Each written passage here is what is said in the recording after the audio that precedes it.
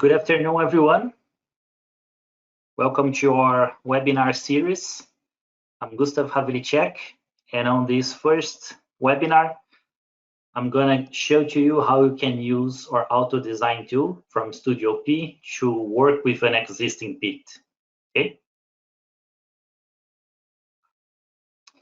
I'm here also with Tabang, a mining engineer, a consultant mining engineer from Datamine, South Africa, and I'll run through this case study with you. It will take 35 minutes. And then at the end, we can answer some questions, okay? We'll have around 10 minutes at the end of the presentation for some questions. Feel free to write some questions, to take some notes, and then we can discuss some of them at the end of the presentation, all right?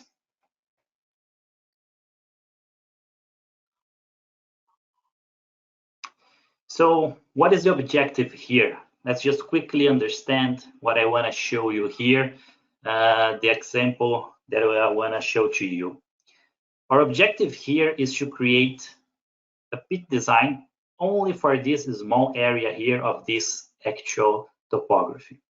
So we have to create a small design for a short-term plan, only inside this boundary, connecting with the existing ramps. You can see here that we have an existing ramp, and we also need to respect the geotechnical parameters, obviously. So we have here two slope regions. This area here is slope region 2. I have to obey an overall slope angle of 62 degrees. My bench height will be 30 meters, my face angle 70 degrees, and I need to use a berm width of 5 meters. And for slope region 1, this area here, I don't need benches. I just need to respect an overall face angle of 38 degrees. So two areas connected with each other, but very different. And I will show you how easy it is to create this design using our auto design tool. Okay. So to work with the auto design, basically you need these inputs. We need our actual topography. Here we can see another view from our topography. So you can see that this area here, we have, it's between higher benches. I have some high walls here. So it's a very confined area. So I just need to keep adding these benches here to mine this area. So I cannot affect any other area outside this boundary here. So this is my actual topography. We also need a block model. Here I have a block model colored by the zones that I have. I have 13 zones. And from zone 1 to 7 on this side here is my slope region 2.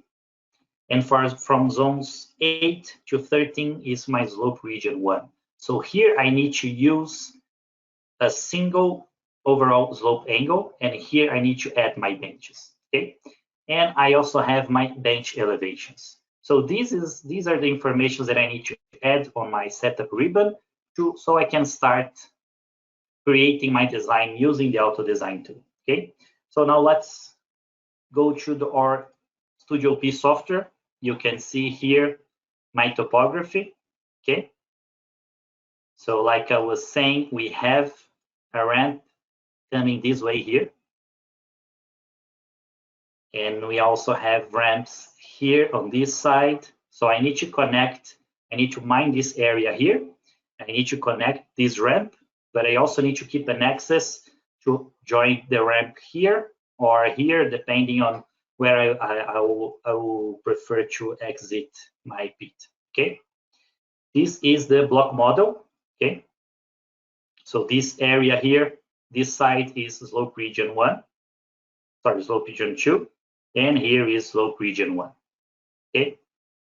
So if you have a block model, you remember I have 13 categories here, 13 zone regions here, okay? But I have only 2 slope regions.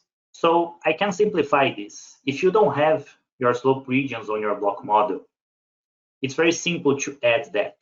So I could easily run an extra command that you can run here using our command bar. I can write here extra, run.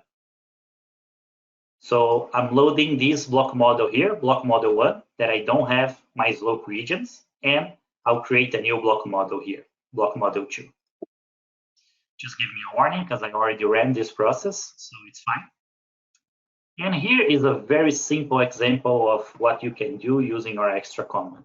So I'm creating a new numerical field, slope. That will be the field that will define my slope regions. And I am defining everything as slope region 2. But if my zone has a value smaller than 8, then it will be slope region 1. Okay, so very simple rule, very simple example. I can write obviously much more complex extra commands depending on how you want to manipulate your block model.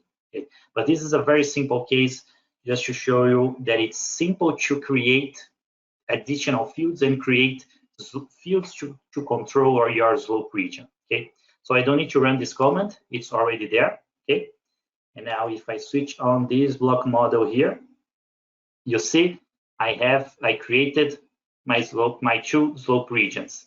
This one, this area here, I will use just a single fence angle, and here I will use 30-meter benches, 70 degrees for the face angle, and 5 meters for the berm width. Okay, so very different slope regions, but very easy to create these and control and do all the changes that you want using our auto design tool.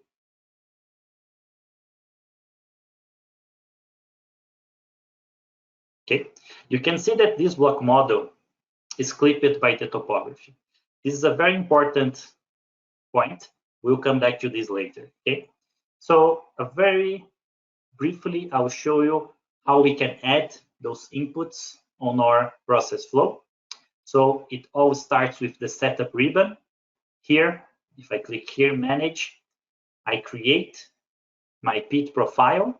So this is my webinar pit. Then we load our surface topography. You can see here the same one that we were looking at before. I can close this here. So this is my actual topography. I assign this to my pit. Then I do the same for my block model. I can load here my block model, and now I need to define the meaning of each field that I have on my block model. Zone, my category, density, grade, and the slope field that we created, I assign as my slope region, because this is the field that will control the different regions that I have on my design. Okay, so basically that's all you need for your block model. You also need to assign this to your pit profile. Then I don't need to go through all these steps here. Okay, I need to go now to my benches so I can define my bench elevations.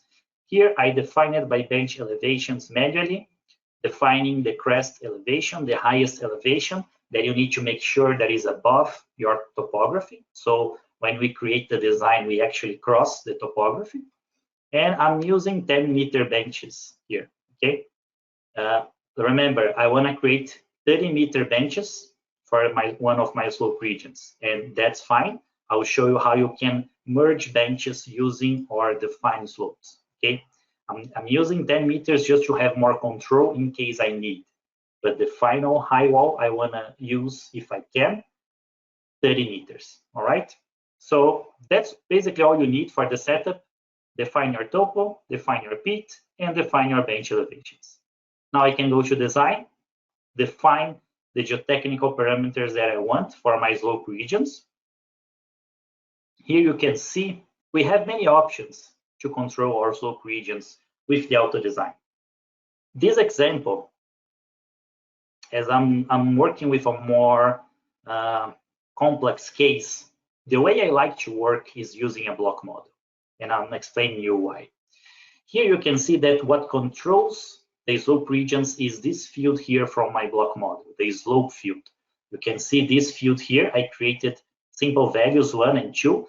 Doesn't have to be only numerical values. I could use alphanumerical values. Okay, I could write I don't know, soil or weathered rock for this side here, and fresh rock for this side here, okay? That would also be fine. And you also have the default region. So what's the meaning of the default region? The default region is the region that is outside the block model. So as I told you before, this block model is clipped by the topography, by the actual topography. So the default region is all the region that is above this topography, that is outside the block model. And this is very important because although we have two regions, two slope regions, this one and this one, we have an extra slope region that is the default region. There is other region that is above the topography. So I cannot affect any other area. When I cross the topography, I need to guarantee that my pit will grow vertically, because otherwise, you can see here, if my pit doesn't grow vertically when it crosses the topography, it will affect other areas and it will cause problems for me. So there's no way I can do this without growing vertically when it crosses the topography. And that's why I'm defining here my default region with a face angle of 89 degrees. I'm just not using 90 degrees because this causes some problems for the wireframe creation, okay, for the DTM creation, but 89 is good enough. I'll prove this to you. I'm using a 0 meter berm width for standard and catch berm. So this means that once my design crosses the topography, it's outside my block model, it will grow vertically. So it will not affect any area outside this boundary here, because I will use this boundary as my constraint string to control the area of my design, the shape of my design, okay? Everything will be clear when we move to the auto design, okay? But that's a very important point. We have two slope regions here below the topography, but the third slope region is extremely important. So using a block model to control your geotechnical regions allows you to do that, allows you to, as long as you clip your block model with your topography, using our option here, there are many ways to do this, but one tool is the split. You could split your block model using your actual topography to make sure that you are depleting it properly. And if you split your block model, you'll be able to define very precisely the angle that your design will respect when you move outside your topography, and then you will be able to control and not affect any other area. Okay? So here I have my slope regions, my geotechnical parameters. For slope region 2, face angle 70 degrees, standard berm 0 meters, and catch berm 5 meters. For slope region 1, this side here, 38 degrees for face angle, and I don't need berms, okay? That's why I'm using 0. Now, remember I was using 10-meter benches, right, on the setup ribbon. So I can define here on my bench constraints that for every 3 benches, 1 will be catch berm. And if you check here for this slope region 2, I'm using 0 meters as the standard berm, and I'm using 5 meters for the catch berm. So here you can see that I will only create a berm with every 3 benches, every 30 meters. So if I need to create a berm to reduce the amount of waste that I'm mining, to have a bit more selectivity, that's fine, I can. But at the end, I can merge 3 benches and create a high wall of 30 meters. And that's how you can control it, okay? This will affect the slope regions according to what I defined here, okay? So basically that's it that we need to define. Now we can go to your auto design and start creating a design and see how this will respect all the constraints that we have, okay? So here on the auto design, let me just minimize this. So this is our control panel where we add our constraint strings, where we create our ramps, and where we choose the pitch that we want to define. Okay, so I can show my topography here. Let me change the background color here. I think it will be easier for you to visualize. So this is my topography that I defined on the setup ribbon. I can also load my block model if I want, the same one that we defined here. And now I need to load that boundary string, this limit here. Okay, so I'll go back to my task view. I can load this string from my project folder, this one here. Okay, so this is the limit that I need to respect, right? So to use the auto design, everything works based on our constraint strings. So for example, I have this limit. If I just come here and click add selected strings as pit constraints, this string now becomes a constraint string. I can switch off this string here. You can see here that now I have a constraint string. Let me change the color of my constraint string. You can do this. You can change the color of your toes, crests, and ramps on the auto design using the advanced tab here. So I can change the color of my constraint string. Let's say this one here is fine. Okay, that's it. Now you see that it changes automatically here. So this is my constraint string. For the auto design, we have two ways to, we can define the design direction from top down. So going from the highest elevation to the lowest one, or bottom up, starting from the bottom and just designing all the way to the top. Okay, so for this case, you can work any way you want, but when I'm dealing with a situation like this, what I like to do is use the top-down direction. Why? Because I can simply use this limit here and design from this limit down. So if I click here, recalculate,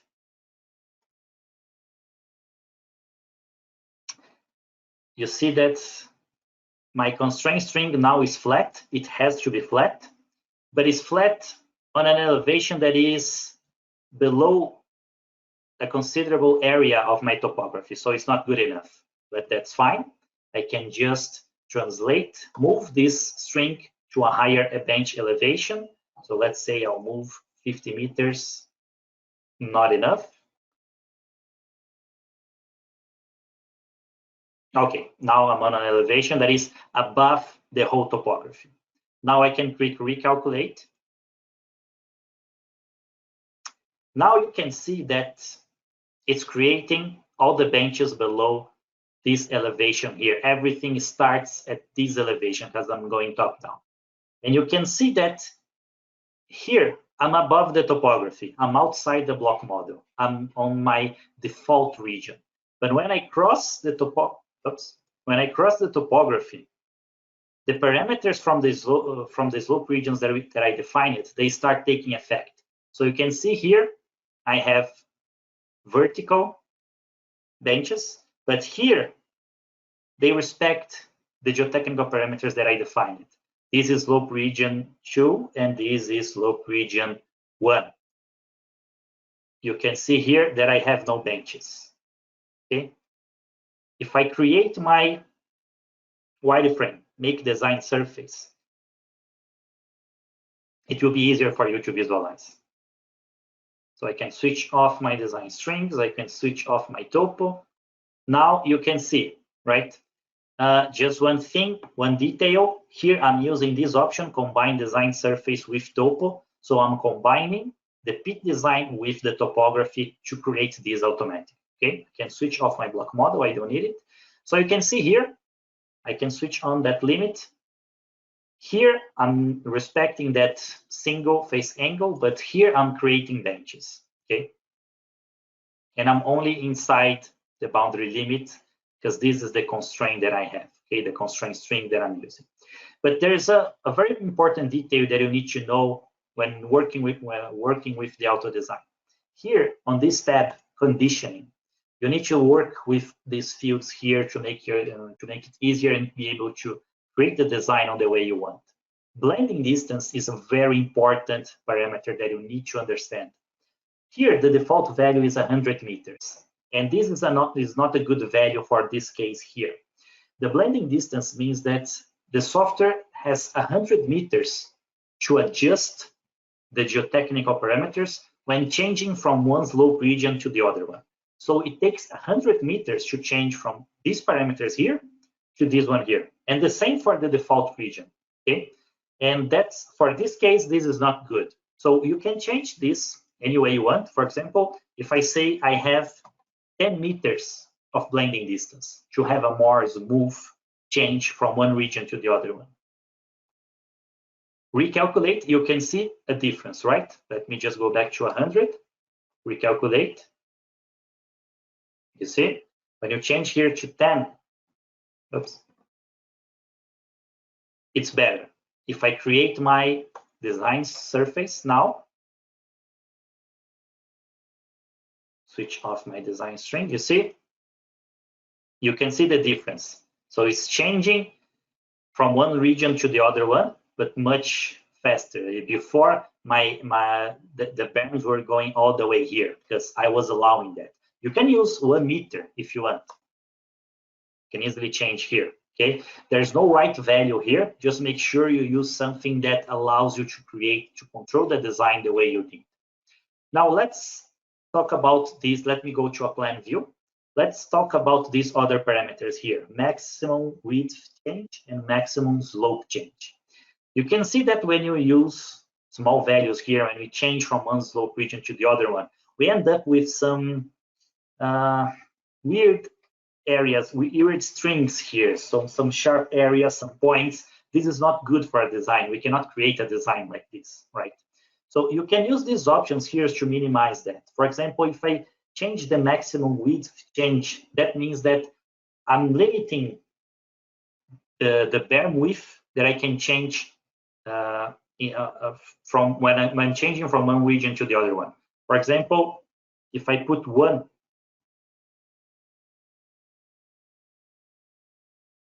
let me change here to 0 to be easier to visualize, okay? So I'm changing directly from one region to the other one, okay? When I move from one region to the other one with 0 meter blending distance, it changes.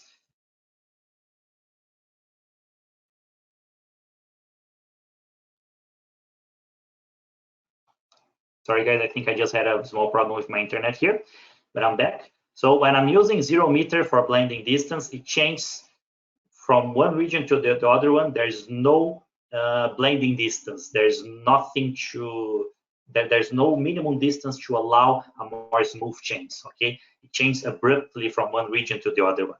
So now if I change this value here, let's say 1 meter, not enough, 2 meters. You see, you have a more smooth shape here. So you can change these values here in a way that you remove some pointy areas, some sharp areas that don't make sense. You could solve this using constraint strings, but it would demand more work, more manual work from you. And we can solve this on a more automatic way, okay?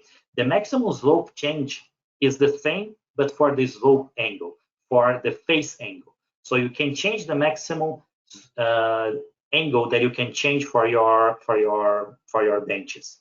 If I change here, let me go back to a plan view. If I change here to, let's say 1, for example, you can see I have a more smooth change from one area to the other one. There's no right value here, okay? You need to work with this. You need to understand these parameters, sorry, in a way that you get where you want, okay? In a way that you create the design the way you want. It creates something that you are happy with, okay? As long as you are respecting your angles, all right? So these options here are very good and allow you to save a lot of time to solve some areas that you have, okay? Blending distance of 0 is not what I want. 10 meters would work better for me.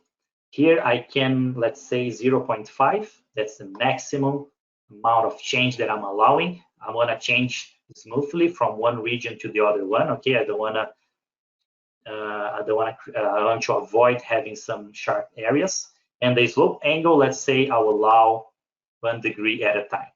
So you can see I have a more smooth shape here without touching anything, only using one constraint string. Obviously, I'm not gonna finish my work only with one constraint string. We still need to add our ramps. I still need to do some work here, okay? But that's how powerful the tool is, all right? Another very important point is the minimum area. So this, you can see that these benches here are very small, and this is unreal. I mean, I cannot do this, okay? We can have some goodbye cuts, but this is not the case here. This area here is extremely small, and I cannot mine this. So that's why you can use, that's when you can use the minimum area. For example, I can go back to my plan view. I can use my command query string. So, and then I can see the area of this bench here. So it has 3,000 square meters. So if I click here, minimum area, let's say this, so I removed that bench, okay? I removed that area because that area is smaller than 3,100 here, okay? So that's how this tool works. So it's very useful to remove some small areas and avoid you having to do some manual work. If you increase this value here, let's say 500,000, I even remove that bench there, okay? Very, very easy. Another option here, insert fillet radius. Here I can automatically smooth these areas here, okay? These sharp areas here. If I use 5 meters here and click recalculate, you see I'm automatically smoothing my design. So there's a lot that I can do using these parameters here to save a lot of time, okay? Again, there is no right, there aren't right values here. You need to work with this, see how this is impacting your design, and find a way that you get where you want, and create a design that is actually what you need, okay? So now I can go back to my design. I will create this surface just to visualize better how everything is connecting. Switch off my design strings. You can see that I'm respecting my limit, okay, my boundary limit very well, okay? So we just created this design in a click, very simple, okay? But now we need to add the ramp. So here is the actual topography, and I need to add a ramp here to connect with this one. Very simple, very easy. Let me switch on my design strings. So this is my design string. So I need to add a road starting from this elevation here to connect on this area, okay? Then we can use the new adaptive road. Let's say road 1, gradient 10%, width 15 meters. Now let's use 25 meters because this is the width of this road here. Counterclockwise. Entry distance, I'll leave 0. We can change this later. And then I can click start point. To add a road, it's good to select the string where you want to add your road first. Then I can just switch off these wireframes here and everything else that I don't need. Then I click choose start point and make sure you are using your snap mouse button, the right mouse button, okay?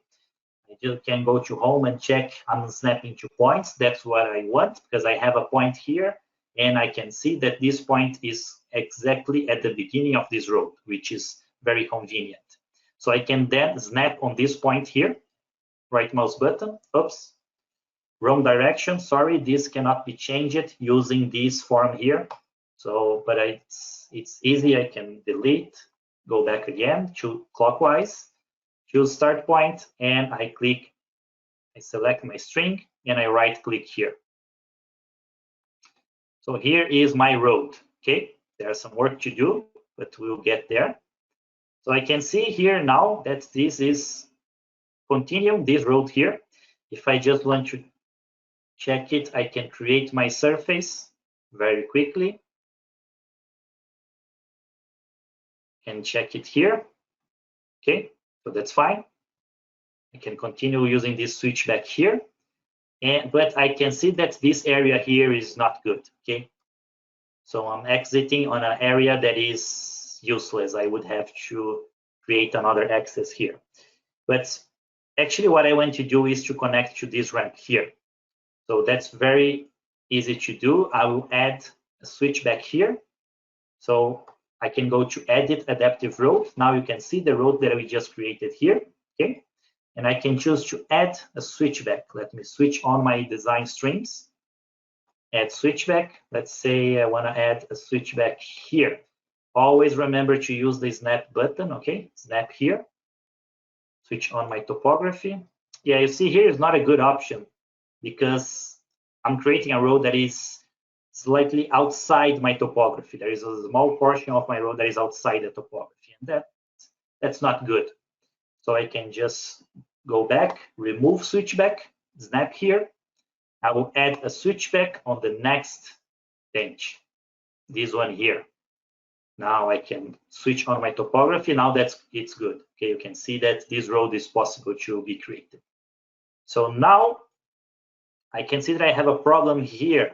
Okay, so very easy to solve. I can select this string here and add as a constraint. So I add this as a constraint string. You can see now this string is blue. So I can use a very useful command that is insert curve. I want to change from this point to this one here, and then I can use these tools here to give the shape that I want, a more round surface, okay, smooth surface. Then recalculate, much better, okay. But I can see that that's still not good enough. Actually, what I want to do is I want to connect this ramp with this elevation here. So I want to finish this road at this elevation because then it would connect with this existing axis. And then I could just keep doing the switchback here and go down all the way to other areas of the pit. So this elevation here, actually, I need to finish the road on this elevation. Pretty simple. Move and elevation. I can select this point here. But now I need to create a flat axis all the way to that area, right?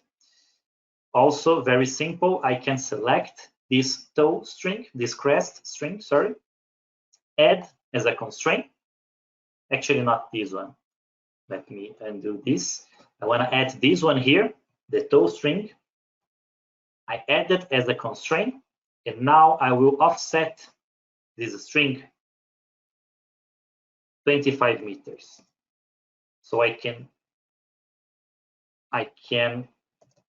create the same width that I would use for a ramp, okay? Expand this side, 25 meters. But one thing, if I do this and I click recalculate, I'm changing, oops, this is not closed. Okay.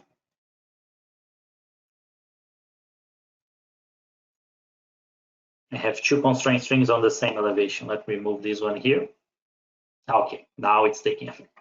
So you can see that I'm affecting all the areas. That's not what I want. I just want to work on this area here. So the constraint string, you need to understand, if you still don't know exactly how it works, it will change your design if it can change your design. What do I mean by that? So here I'm making my pit smaller. Remember, I'm going top down. So here I'm telling the software that I want to create, changing my bench. I'm creating a smaller bench. I'm reducing the area here. This is possible to do. Okay, so all this area here is affecting my design. But if I just want to affect this area here, I can select my constraint string and then just move some points. This point here, I'm manipulating my constraint string, okay? Then I can add another point like this, for example, and just switch on my topography, okay? And the rest, I don't want to affect any other area. So what can I do? Pretty simple. I can use another very useful command, insert line, okay? And then I can select this string, insert line from this area here all the way to here. Oops, actually I need to do the opposite. Insert line from this area here. I'm just choosing points that are outside my design. So this area here is impossible to respect, okay? This doesn't make sense. I'm telling the software that I want to create an area that is bigger than the initial constraint. Doesn't make sense, okay? But now if I just recalculate using this option, you can see that here nothing is happening, but there's nothing the software can do here. But here it's respecting. Here I created an offset of 25 meters for my design. So now if I create my design surface, you'll see that I now have a flat access all the way to that area. So let me just switch on my limit. So I have my road here following this one. And here I have a switchback, and here I have a flat area all the way to this point here. So that's it. I connected these 2 points. Very simple, very easy, okay? Very straightforward. If you want to change something, if you want to change the smoothing of these curves, you can come here and do some changes and recalculate your design, okay? Very simple, very easy to do, okay? It's very quick to do some small changes for your design, okay? But now remember, you need to create your surface again. So that's it for this side. Now all I need to do is to finalize. I just need to create an access for this area here, right? You can see here I have a single face angle, and here I have my benches, all right? Now I just need an access here to this point. I'll just create another road here. I can create a single lane road, let's say road 2, 15 meters. Now I want to go from this direction here, so I'll change the direction, choose start point. I'm not doing this correctly. First, switch on your design strings, select your string, and then you choose your start point. Okay. Remember, you have a lot of files on your screen, so make it easier to get the point that you want. But I can see here that I don't have a point on this string. So if I choose snap to points, it will snap either here or there. That's not what I want. I can change here so to snap to lines. So I would snap to the closest point of this line here. So if I click here, this road, oops, I'm not good. I'm not choosing the directions properly. Sorry. Change again, select my string. I will start my road here. Okay, that's a good point. Okay, as you see, I snap it to the line, not to the points of my line. You need to work with these tools here to get where you want. Okay, now I have a road here, but you can see that this entrance here doesn't make sense. Now I need to work with my entry distance. I can come here and change to, let's say, 20 meters. I'm applying this to road 2. Okay, this one, apply. Oops, 20 meters. Now it changes, it opens an area here. It adds an entrance for my road. That's the meaning of this tool here, okay? So it's very useful. It saves you the work of coming here and defining this manually, okay? So let's say now I don't want to go all the way down to that area. I want to finish the road here on this elevation. And this is actually the minimum area that I want. I can query this string. The area is around almost 22,000 square meters. I can come to conditioning. It will affect some areas here, maybe. Let's see. No, that's good. So I'm finishing my design here. Okay, this area I need to fix. Again, we can use our constraint strings. For example, I could add this string here as a constraint, and I can use again that very useful command, insert curve. let's say from here to here, even more smooth shape like this. Not happy with this area here. Let me just fix this. Design. Okay, let's see how this will affect. Better. Here I still have a problem. Maybe I can change for this bench here. I could add this one as a constraint. Also, insert curve from this point here. Okay, I think that's good. Recalculate. Okay, good enough.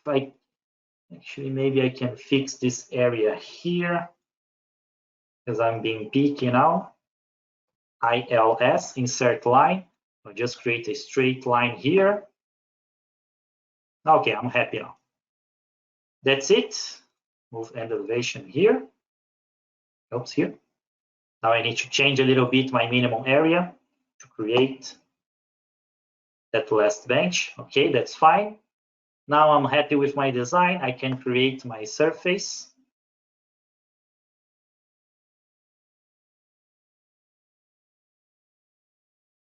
Switch off my design, my constraints. Okay, here is our design. So I have this ramp here. I have another access point here connecting with this existing access, going all the way to the bottom. This is a double lane. This is a single lane. I'm not affecting any other area. I'm respecting exactly the limits that I want. Okay, that's how easy it is. You define your topo, you define your block model, you define your bench elevations, and you define your slope regions. That's all you need to do, and you can use this even to work with short-term plan. Actually, it's a very good tool for short-term planning to create the quick designs to very small areas where you need a lot of control, or even not only existing pits. If you have a mountainous region, that's also a very powerful tool. That's how you can work with the auto design to get where you want. Okay, that's it that I wanted to show you.